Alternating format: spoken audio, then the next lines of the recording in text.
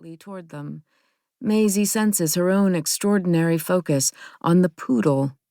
Everything else has fallen away, except for this white dog with its perverse pink bow in its cloud of silvery hair. It is close enough that Maisie pats it. Goopy discharge from the dog's wet raisin eyes is purpling its face. As it pants, Maisie can see that its pale upper gums are speckled with brown spots, like a ripe banana. It clamps onto her calf.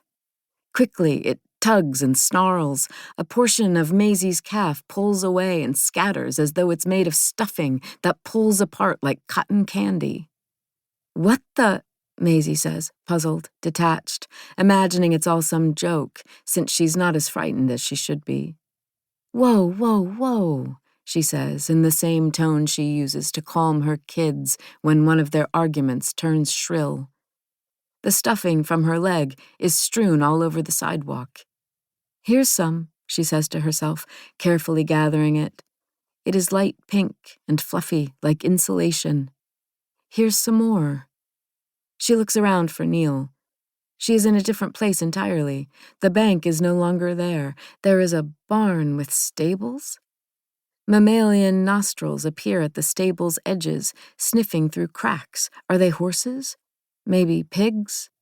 The dog is back, tugging at her shirt, growling a little more wildly when, with the adrenaline-fueled style of a penalty kick from the soccer days of her girlhood, Maisie hops forward on her left foot, winds up with her right, and boots the dog into a large and elegant arc that sends it sailing skyward. The poodle's whinnies swirl away as it soars, a kaleidoscope of snarls and whimpers in Maisie's ears that mule into the guttural cat cries of her newborn in the flouncy bassinet next to her bed. Maisie rises robotically in the dark of her bedroom to lift the baby. Buzzing cries and silent screams vibrate the small body as though it is motorized. Even in the dark, Maisie can sense and feel with her hands that the receiving blanket's swaddle has come undone. Baby Esme's scrawny primate arms flail about in spasmic jerks. One of her tiny hands abruptly knots onto Maisie's hair and yanks it. "Oh my goodness," Maisie finds herself saying gently, patting her baby's back.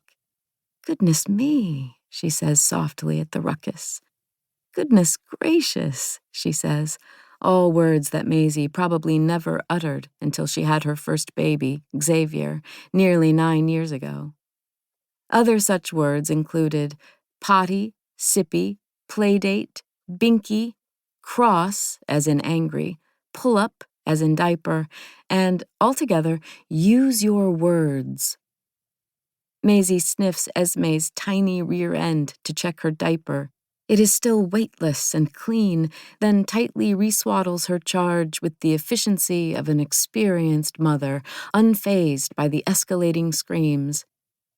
She tucks the swaddled football of baby into the crook of her neck like an old-fashioned phone receiver as she sits back down in bed and arranges with her free hands the pillows in their usual configuration for plugging the infant onto her nipple. When all is tucked and flattened, smoothed and forcefully secure, she places the screamer on her shoulder to gently calm her so that she doesn't nurse while hysterical and swallow air to make gas bubbles and misery. "Shh," says Maisie, patting the diminutive taut torso in rhythmic thumps. "Shh, shh, shh." Gradually, Esme's tight, muscled body grows more lumpish and relaxed, and Maisie can feel, in miniature, on her shoulder, against her ear, against her collarbone, a new life go from high alert to quiet exhale. Maisie's own body feels like it's exhaling as she, with her own cheek, smooths the cashmere-soft newborn hair that smells like beach stones that have baked in the sun. The heavenly weight of the baby, the living warm loaf of her with her green hay